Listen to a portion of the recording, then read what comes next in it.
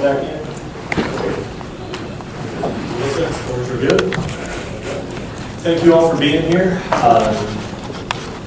Obviously, a bit of a tough day, not exactly how we wanted Tony's tenure to end. The organization obviously owes him a debt of gratitude for time he spent trying to advance us to our goals over the last couple of years. It's obviously disappointing for all of us that this is how it's ended. I think it's important. I don't know who asked about it. I think we learned in the beginning. I think it's really important, especially given some of the tenor and expectations about how his tenure was going to go that were presented up front at the start, at the time of his hiring. So everybody in this room knows he had a private meeting with all the players at 3:45 before he came down here today.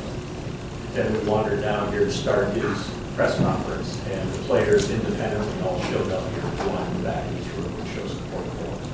I think that was a surprise to Tony as well as everyone else in the club, and just goes to speak to the level of admiration that his guys had for him. And it's probably the ultimate compliment that the players can show him. But moving on to the start of a managerial search, which will officially begin in earnest here in the coming days. We've already met a few times to discuss some of the names and potential candidates on the list. While we don't intend to provide any specific updates or to say if this person is in or out, or to respond to any of your late night texts, James, asking if so-and-so is a candidate or not, we are going to provide general parameters. I think ideally, in the end, the right candidate is someone who has recent experience in the dugout with an organization that has competitive championships. Ideally, it's someone who is an excellent communicator, is someone who understands the way the game has grown and evolved in the last decade or so, but at the same time, obviously, respect for old school sensibilities is going to be important as well. One thing that perhaps breaks from the mold of at least the last few hires, having a history with the White Sox, having some sort of connection to White Sox DNA is by no means a requirement. I will say, and somebody's getting a phone call from a healthcare provider and a health person. I will say, the one exception to that is that Miguel Cairo, based on how he has performed as acting manager, absolutely is deserving of an interview and will receive one. However, outside of Miguel, having that history with the White Sox is not necessarily a characteristic that we're looking for at this time.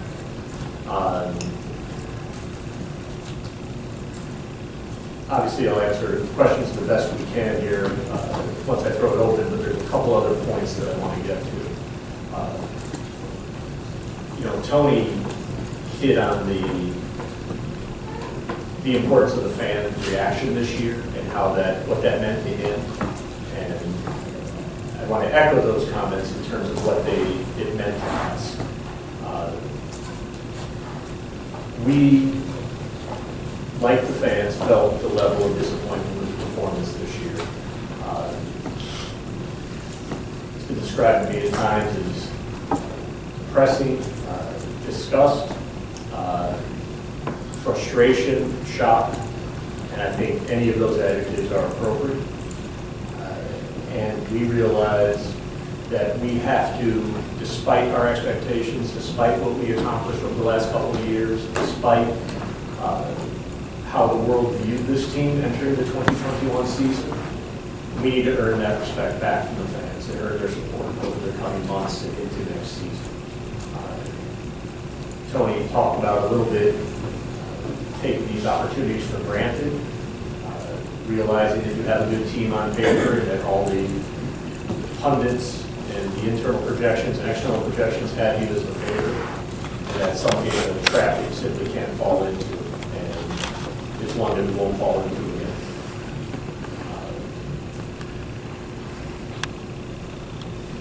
Lastly, I know obviously as we're getting towards the end of this season, it's the natural time of year that we talk about sort of what went right, what went wrong, and what we need to improve upon. With 3 days left in the season, and everyone down there doing the best they can to try to win these last 3, I don't want to create too big of a distraction by talking about any specific players. I will say in general, we know that our offense got away from the offense that we had the last couple of years, which caused some difficulties for us. Obviously, defensively, we weren't quite the club that we are capable of being or that we want to be going forward. Similar to other clubs, we've had issues with availability and health. Unlike our club in 21, as well as some other clubs this year, we were able to overcome that with our depth this year in 22. So certainly those are all going to be areas that we look at in the coming weeks and areas that we intend to get better by opening day of 22. So I think that covers all the general themes, and then we'll throw open questions. Thank you. As long as you guys want. Any questions, please raise your hand and start with Daryl on the left.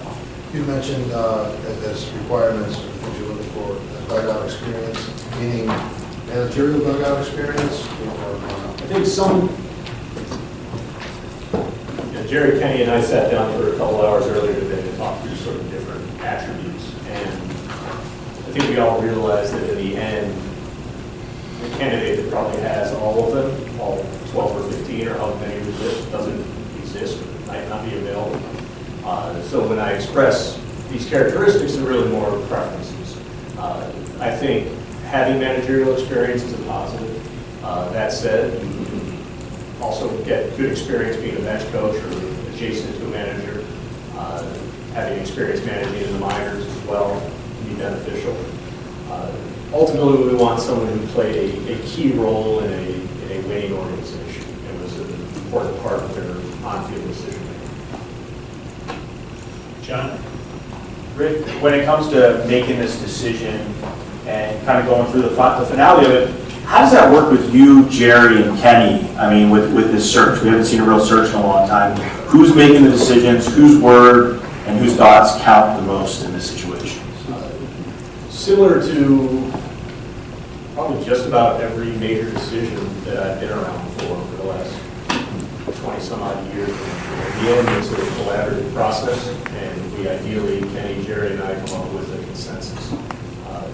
I'll be leading the process. I'll be the one having these initial conversations here, but over the course of the coming months, or coming weeks, I should say, over the course of the coming weeks, there'll be a number of people from the organization to be part of these conversations. Obviously, Jerry, Kenny, Chris Getz, Jeremy Haber, we may have some form of players involved as well. So it's really a matter of getting the best opinion of someone, and in the end, making a recommendation, and hopefully all be on the same page. Is there any tiebreaker type scenario?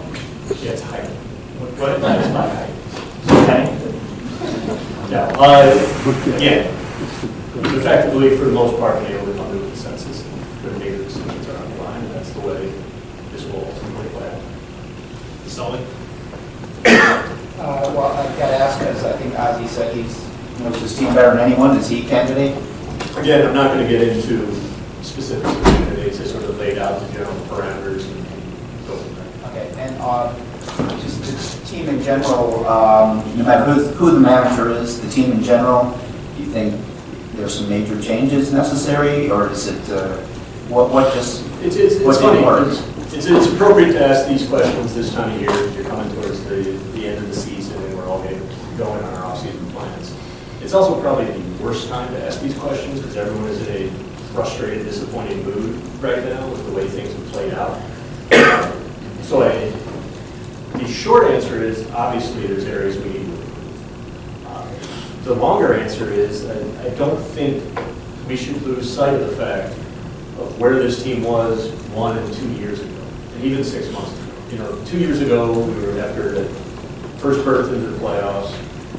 We were a young, dynamic, exciting team that played with an edge and that people knew was coming. Last year, despite the injuries, we managed to win 90-plus games and get our way clear of the division by 12, 13 games. 6 months ago, just about every objective measurement and much less the subjective predictions, had us as running away with this division. Obviously, what happened over the past 6 months is the most relevant and recent information, which exposed some areas that we simply need to get better. But I don't want to lose sight of the talent that is in that room. Obviously, being without certain players for an extended period of time this year hurt. It would be easy to stand up here and blame just the injuries and say we're going to be healthier and smarter and luckier next year, which could be a path to success. But I think by nature, each of us, we call it the ownership, and the dugout, and the coaching staff, want to somehow find ways to improve this thing, not just by projecting better health and better luck. Vinny? Rick, given those injuries, not just this year, but over the past couple of years, knocking off so much playing time from a lot of your young core guys, how difficult is it to evaluate those players moving forward? I'm sure you have trust in their talent, but they haven't really been able to put up a full season in some cases and show you what you got. Yeah, look, it certainly creates a challenge. Herb Schneider sitting in the back, so I have to give him a smile. I think back to the days we didn't ask quite as many questions like that. I think it might have been Hermie who first told me that one of the greatest abilities is availability. And there certainly are players who have dealt with some freakish things along the way. You don't project a guy like Eloy to tear his shoulder jumping over a wall on a home run ball. It's not something that's chronic. It's not something you're going to put on him and say this is going to be a problem for you. So I think you have to almost go player by player, injury by injury, and decide what are we dealing with. Is it something that potentially chronic or can influence their career going forward? And what can we do internally to, prevent some of these things? There's ways we can improve. Tony put a lot on himself in terms of the underachievement of this team. I think if you talk to the players themselves, as some of you have, they would put a lot of that on themselves and say, we've underachieved. And I know the front office and support staff all feel like we've underachieved. We all need to be better than this. There's not just one magic bullet. There's ways for us to improve that we need to seriously address here over the coming weeks. Bruce? Right here.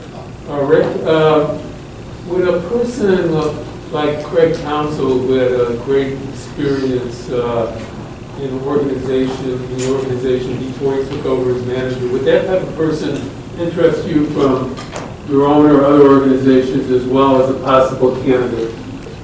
You're not asking about counsel. You're asking about A person that might have the same experience but no managerial experience? Gotcha.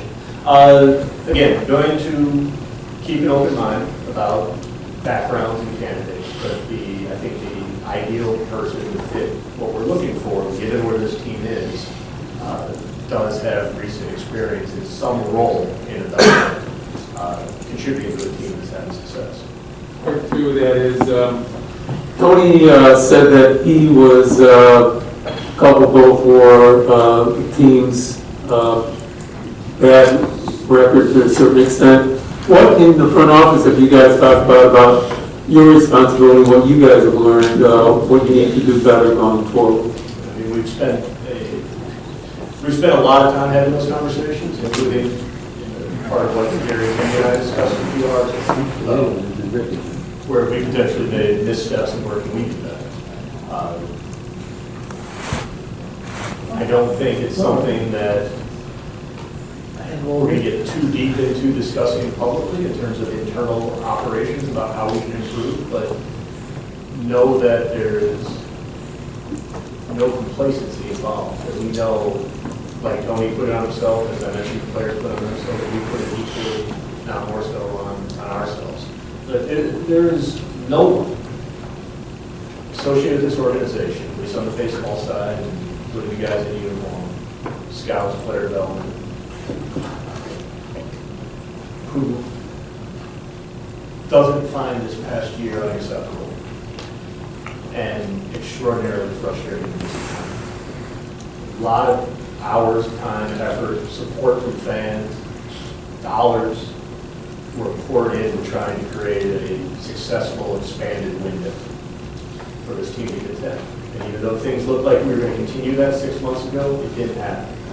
And the squandering of this year is something that I know I individually am going to carry this thing for a while.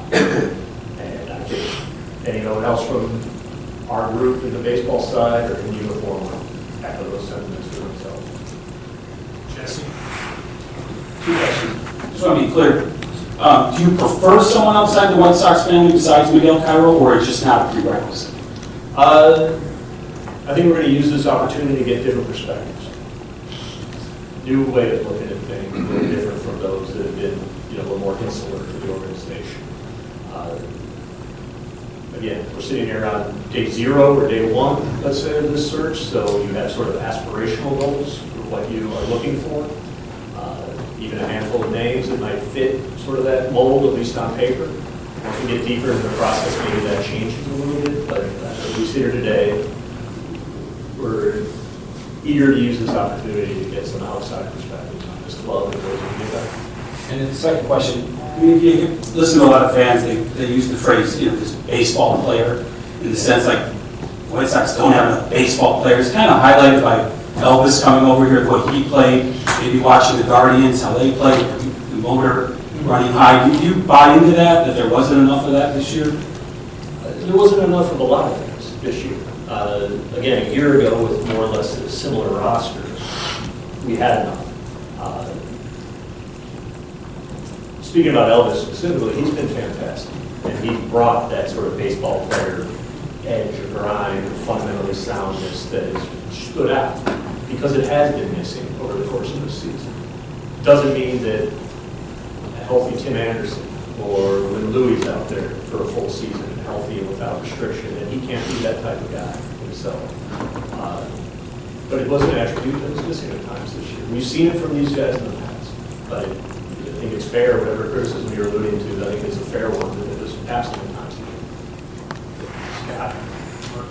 Hey Rick, I know you said you didn't want to talk about individual players, but I'm going to go for it anyways. We're talking to Jose Brady tomorrow, and obviously he's been a staple kind of figure for this organization for the last decade. I mean, how do you kind of analyze what he means to the team, and then how you look at how he fits in the roster construction going forward? Look, he's been exemplary in terms of what you want a White Sox player to be for 10 years now. It's not 9 years in a White Sox uniform.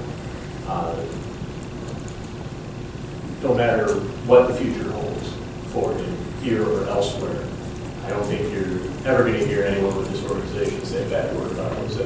Nothing but admiration and respect for professionalism and what he's carried himself both on the field and off. How it fits going forward, that remains to be seen come this offseason. Obviously, there's only so many different ways that you can fit various players on the roster, and Jose returning would have a ripple effect on others, but we'll just have to wait to see how things unfold and make the decisions accordingly. Again, going back to the first part of your statement, I really don't want to talk about what if you want right now. Let them finish the season strong, and there'll be plenty of time in the offseason for further conversation. James? A lot of what you talked about emphasizing the hiring process the manager referred to last time before it kind of got locked in on Tony as candidate. How do you feel like this, or are you confident this is going to be a much different process than the last time around? Yeah, I think this will be a good process. And at this point, do you have any decision on the rest of Tony's staff or assistant coaches as far as next season?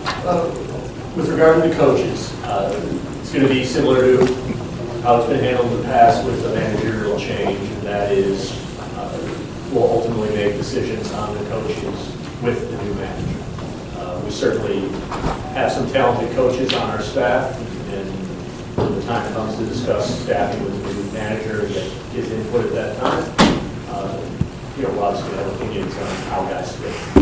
Expect the new hire to have his own opinions as well, their own desire for what they're looking for in a coaching staff, and that's going to be weighted accordingly for the time comes.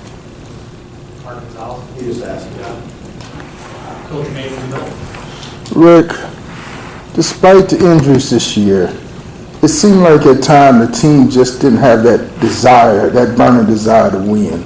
So is the off-season plan to add more talent or to add more players that fit the right chemistry with that winning mentality? Yeah, look, picking up desire from outside is meaning judging someone's desires from outside, whether it be on TV or the press box. That's a tough one. That's a tough one.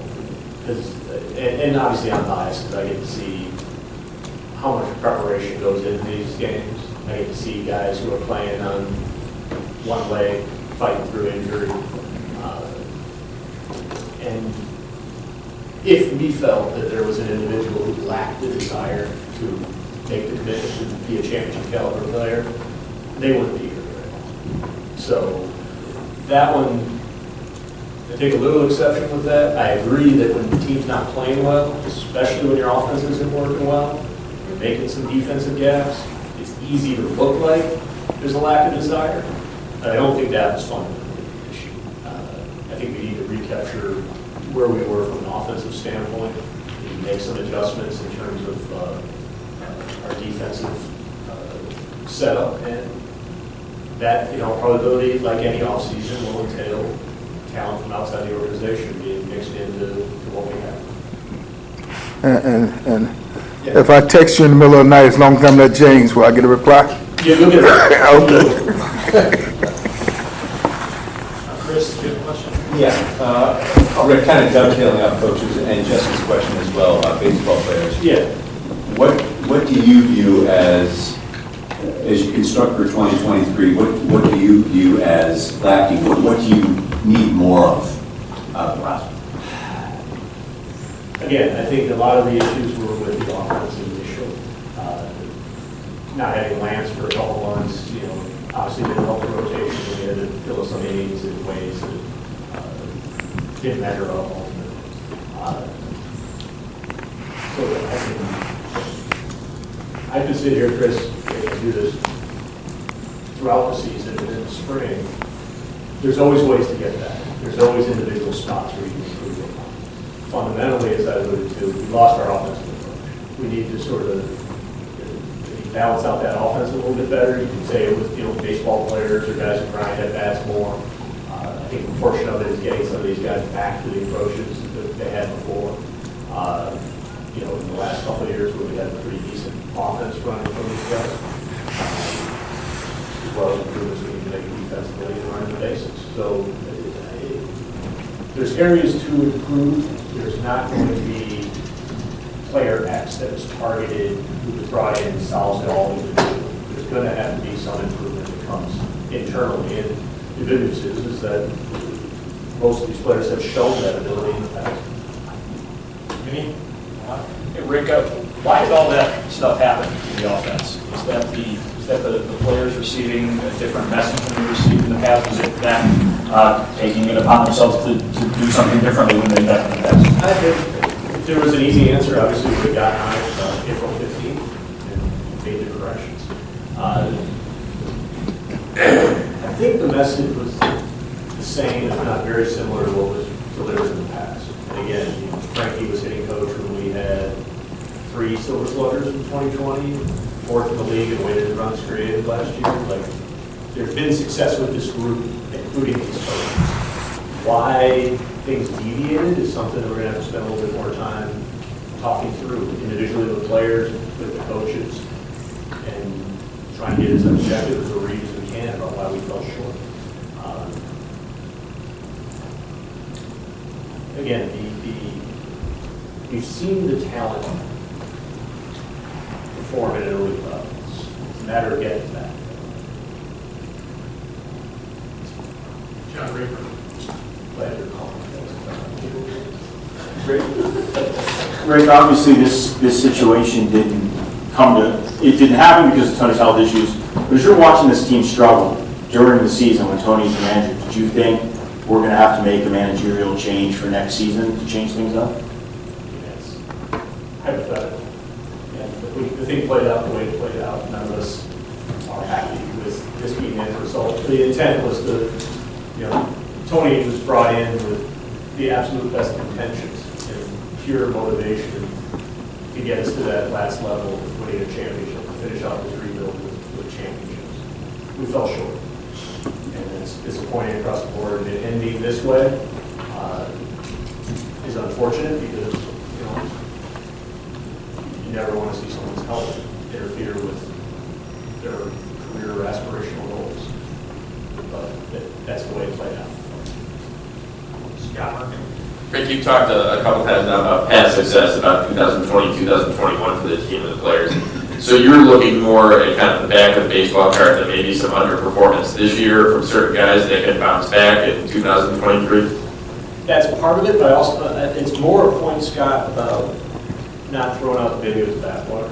It was a disappointing year. We all need to get better in multiple facets. There needs to be operational and process, obviously manager, staff changes, and personnel changes. We know that. My only point is that it's easy at the end of a disappointing season to say you got to burn it to the ground. I think that's not where we're at as an organization. There's a good amount of talent there. There's talent that is performed at an elite level. We got to figure out a way to get them back to that level and augment it accordingly. As you kind of said, I mean, seasons like this can cost people jobs at this level. Two teams in your division changed the head of baseball ops. Are you grateful that ownership has shown faith in your front office through a season like this? Continues to? Yeah, I mean, and it's a two-way street. I mean,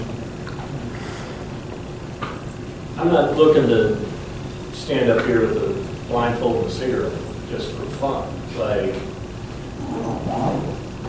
we have to believe that we're capable of getting ourselves to the level we need and be able to critically look at the things that we didn't do well this past year and find a way to get better and have faith in ourselves. There's only 30 of these jobs, and I'm fortunate enough to be able to do this in my hometown. Like, that's whether we won this division by 10 games or lost it by 10 games. I'm ridiculously blessed to be able to have this opportunity. And again, winning or losing, I don't take that for granted. But frankly, even though I try to stay off Twitter, I believe there's probably no one who's harder on me than I am. And when I look at a year like this, that requires me to look at myself too, and look at the way we're doing things, and try to figure out, are we the right stewards to get this? Because White Sox fans, look, they've been extremely supportive throughout the start of this rebuild. Tony alluded to Game 3 last year and how wonderful the support was, and you want to reward that. They deserve it. And if it ever got to the point where I felt I wasn't the right person in my role, I'd step aside. And I'm lucky enough to, again, like you say, have the support. Shows in this game. Look, 2 years ago, our baseball operations department was getting nods for executives. A year ago, we won the division by whatever, 10, 11, 12 games. This year, we were being picked contend for the World Series, and now 6 months later, we're being asked whether we should be in our jobs. That's just part of the fun of pro sports, and a fair question given pro sports and given the accountability we all want to have. But know that we ask those questions of ourselves probably more than anybody else. Rick, do you believe there's too many guys on the roster that play the same position or are the same type of player and has maybe led to some of your problems by some of those guys playing out of position? No, it's a fair question. Look, Gavin Sheets and Andrew Vaughn deserve a ton of credit for playing new positions at the big league level on the fly. And Gavin has dramatically improved. Like, he's become a decent major league outfielder, despite the fact that he's a first baseman at heart. Andrew, we talked last year about how much he put on his plate, given his development path and the pandemic and the position change. Certainly, finding them roles to their natural skill set is one way to potentially get this team better and more advanced in some of the areas I mentioned. And I'll follow up and say, you've always said, that you kind of approach things by really not taking any ideas off the table in terms of, changing the roster in any way.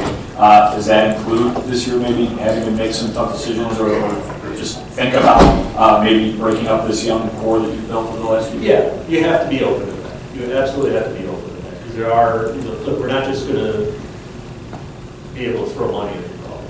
You might have to get creative, and the trade market may be the more fruitful path for us to go as opposed to free agency in the coming months.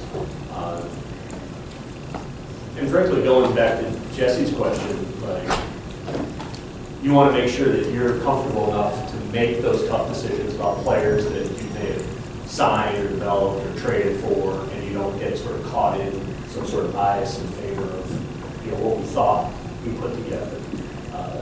But I am confident that we'll be able to evaluate any of the opportunities that come along over the next few months objectively, and with the goal of getting us right back in contention for 23, even if that means cutting into guys that we previously thought were going to be with us for an extended period of time. Yes, we'll be open. James? I think you alluded to it this season about maybe the effect of the lockout, but why do you think this team can or will be healthier next year? And why the training staff is situated to ensure that?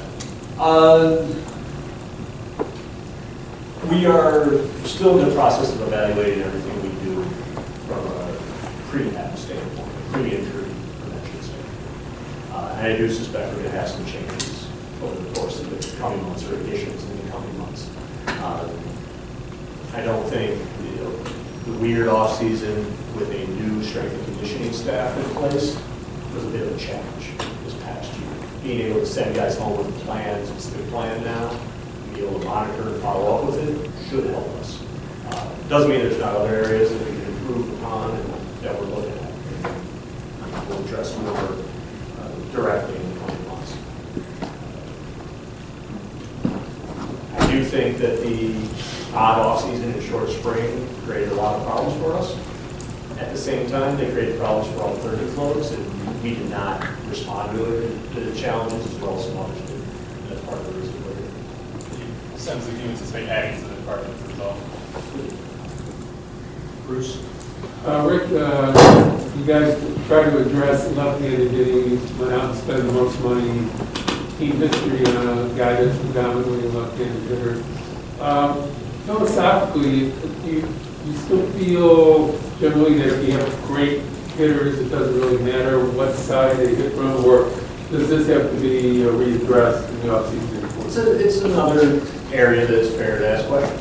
I mean, again, we have always erred on the side of get great hitters, and usually your great hitters can hit lefties and righties. There's a fair question about do we need more balance, not just from left, right, but also from the type of hitters and what their strengths and weaknesses are, so it's a little more complementary of an offensive attack. I think that's very fair. Got time for a few more. We're going to start player availability in the dugout at 5:15. Is anyone else? So, It's probably a question for Jerry, but since he's not here, I'm talking, how did he take this whole thing? He was close to Tony and, Sox fan the whole season.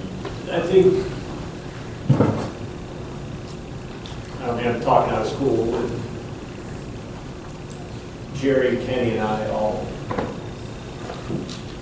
talked about a couple hours ago about this being our most disappointing season of each of our careers.